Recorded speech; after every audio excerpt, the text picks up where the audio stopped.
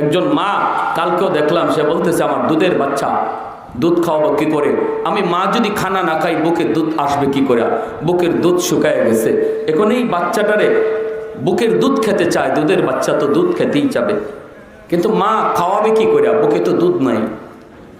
আজকে সপ্তাহে সপ্তাহে খানা নাই, এই মার বুকে দুধ থাকে কি করে? তখন ওই ফিটারের মধ্যে এরকম পানি ঢুকায়া ঢুকায়া ওই শিশুটারে ধোকা দেয় মা, বুঝায় বাবা, বুঝাইতেছে এটাই দুধ, তুমি খাও। একটা দুধের বাচ্চা কয়দিন দুধ মনে করে পানি খাবে? কয়দিন খাবে?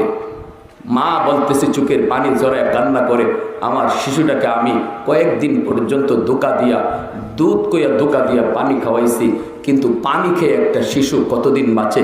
শেষ পর্যায়ে একটা দুধের প্যাকেট পাইছে বিমান থেকে ফালানোর পর, একজন মানুষ দয়া করে তারে দিয়ে গেছে।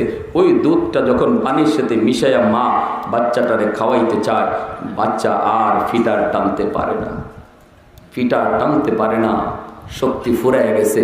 মা চোখের সামনে দুধের বাচ্চাটা জিহ্বা বের করে শহীদ হয়ে গেছে।